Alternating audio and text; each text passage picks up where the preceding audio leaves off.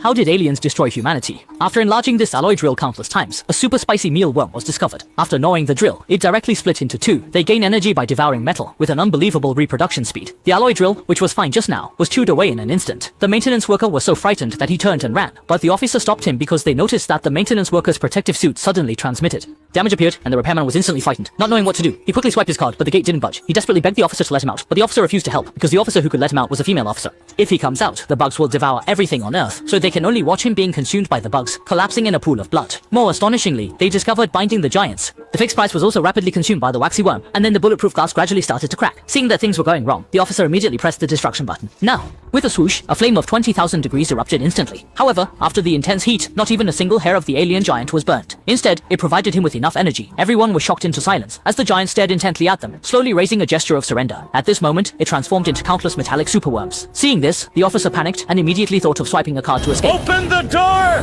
This facility has been sealed! However, the soldier informed that the base had been completely sealed off and no one was allowed to leave. The next moment, countless metal-eating worms instantly broke through the protective window, voraciously devouring the entire experimental base. A large number of armored vehicles that had been waiting outside were on high alert as the steel gate 20 meters away suddenly began to deform. Explosions filled the sky as the crowd retreated. Torrential rain began to fall from the sky, with a few enormous raindrops hitting the gate, terrifying the audience dozens of meters away, causing them to immediately fall to the ground. As soon as it hit the target, it was instantly absorbed by the replimids, not only failing to have any effect, but instead becoming food for the replimids. Each shell only expanded the swarm, and as the number of replimids grew rapidly, the soldiers, frightened, fled desperately, but it was too late, as the overwhelming replimids moved incredibly fast. The entire artillery unit was devoured without a trace, yet the disaster was only just beginning. After receiving the news, the Minister of Defense learned that the nanobots were heading toward various parts of the world. At this moment, a large truck was traveling on the Paradise Highway. The driver noticed some stains on the windshield, and when he opened it, he exclaimed, "Ah!" Even with wiping, it wouldn't come off. Immediately after, a massive army of nanobots came rushing from behind the vehicle. It took just 11.9 seconds for a 30-ton overloaded truck and its driver to be completely devoured, leaving not even a trace, turning an 8-meter wide asphalt road into a stretch of dirt, even erasing a nearby billboard. The nanobots quickly reached the city, and by that time, the swarm expanded more than tenfold, becoming increasingly terrifying, even leveling a 20,000 square meter stadium in an instant. Devour any trace left by humans tirelessly. Watching humanity on the brink of destruction, the defense minister was also helpless, able only to watch the nanoworms grow crazily. Launch a frenzied attack on the nearby metropolis, humans have no solutions left. Only this man can save the world because he is Klaatu, a first-class inspector of the Complex Ecosystem Planet Management Division of the Galactic Planets Department. It is precisely because of his appearance that those all-devouring insects were released. So why do the aliens want to destroy humanity? In 1945, the aliens already came to Earth. In 928, an alien light-form sphere landed on a snowy mountain in India, discovered by an Indian mountaineer. Curious, he reached out to touch it, but there was no reaction, so he took out a hammer and gently tapped it, chiseling away the outer shell, revealing a strange galactic stream inside. Suddenly, the sphere emitted a dazzling light, causing the mountaineer to faint. When he awoke again, the sphere had disappeared, but a mark had appeared on the back of his hand. In this way, the aliens collected the mountaineer's DNA. Of course, the alien hidden inside the crystal ball was the planetary inspector Klaatu. Alien civilization had reached a considerable level of advancement. They had even abandoned their physical bodies and existed entirely in a state of spirit, and their souls could freely enter any form of flesh. This is a state of complete immortality. Therefore, the mountaineer did not discover the presence of the alien when he shattered the sphere.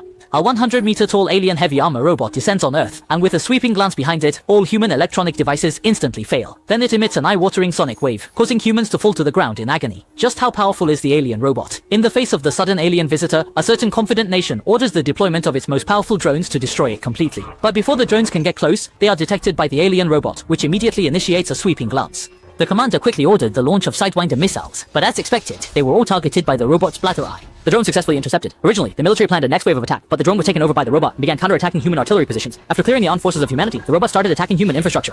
The robot automatically entered a ceasefire state, which enraged the commander, but he was helpless. Now human high technology is powerless against alien technology, and it is clear that continuing the fight is impossible. Strong attack. The military attempted a conservative strategy by using 3 giant isolation steel plates to package the alien robot and transport it to a secret underground laboratory. As expected, it did not initiate an attack. After transporting it to the underground base, they prepared to use the diamond drill to dismantle the robot's body. The temporarily dispatched commander came to check the situation from behind the glass, but the alien robot's gaze followed him, which made the commander feel somewhat afraid. He ordered the repair workers to quickly fix the drill and start working. This was how the doomsday at the beginning happened. On the other side, Klaatu guided Helen to drive to the outskirts and walk to the edge of a swamp deep in the forest. Space explorers initiated the program to save Earth, and a small light sphere slowly emerged from the water. Under the strong light, various creatures in the water rushed into the light sphere. Helen was stunned. Klaatu waded through the swamp, splashing water everywhere, and then placed his hands on the light sphere. In an instant, countless similar light spheres appeared in other locations on Earth. Whether in the deep ocean or tropical rainforests, they were collecting various animal species, but not plants, because animals have souls. However, not plants. The aliens actually want to preserve the souls of animals, but human souls are too filthy and selfish, so the aliens believe humans should be destroyed. Thus, after collecting the wild species on Earth, the spheres slowly ascend one after another. The light spheres ascended into the sky, and moments later, the spheres around the world simultaneously transferred the animals to outer space, away from their home on Earth. Now, only humans were left on Earth. People watched the spheres leave, naively thinking that Earth was safe. However, Helen, who had been with Klaatu all along, sensed something was wrong, and upon her questioning, Klaatu also began. No longer hiding, he is from the Cosmic Planet Division and is an inspector of ecological planets. His mission is to save the planet of life from humans, as humans have been ravaging Earth, which is gradually dying. Only by eliminating humans can Earth be safe. So, he released the larvae that consume everything to eradicate all humans. Helen, understanding the truth, pleaded with him not to do this and said that humans would learn to change. But the alien has waited too long and also hoped humans could change. Yet humans did not listen. Humans remain arrogant and unrepentant, so the aliens will quickly eradicate humans to restore Earth and allow it to start anew. The destruction program has already been initiated, and even if Klaatu is killed, the destruction program will still proceed. Just as Helen desperately pleads for Klaatu to give humanity another chance, a passing detective suddenly discovers them. Klaatu directly touches the engine, causing the car to crash into the detective, who instantly falls dead. Klaatu thought the detective was just an obstacle, and only harmed him unintentionally, so Klaatu used his superpowers to revive him. However, he also deeply realized that if Klaatu could be convinced that humanity would change, then there was still hope. He took Klaatu to the home of a renowned biologist for a conversation. Klaatu discovered an equation on the blackboard that the scientist had almost solved. As Klaatu completed the unsolved equation, the scientist indeed managed to solve it with Klaatu's intelligence. But then the scientist said something in a very thought-provoking conversation. Bastards. Movie clip.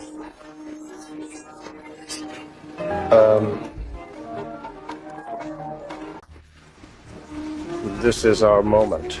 Don't take it from us. We're close to an answer. There is no way to continue the topic anymore. This is a variable answer, and everyone has their own standards. Then the military helicopter chased them, so the three had to run into the woods. But the little boy stopped running. It turned out that Helen's stepson secretly made a phone call. The one who reported was originally naive and innocent, yet he was full of hostility towards the alien, believing that Klaatu was an invader, a bad guy that should be eliminated. Before Helen could explain much, she was directly taken away by a helicopter and returned to the base. The remaining two helicopters targeted Klaatu, but he wasn't to be trifled with. He used the laser sight from the weapons to operate, easily destroying the two helicopters. Helen's stepson was terrified by this scene and turned to run, but he almost fell off a broken bridge. Fortunately, Klaatu caught him just in time. At that moment, the child's selfish mindset began to change gradually.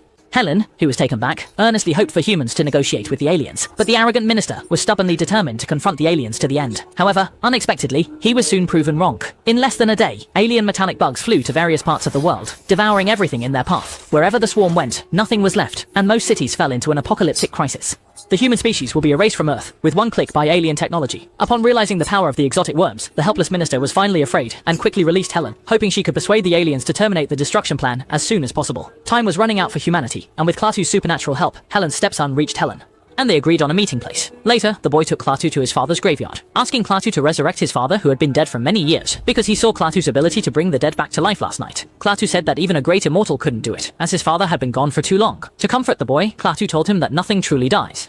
This universe never wastes anything. What dies just transforms into another form. The body is just a shell, a temporary dwelling for the soul. This despairing news caused the boy to completely break down. At this moment, Helen rushed over, quickly embraced him, and the two of them shared their pain and sorrow.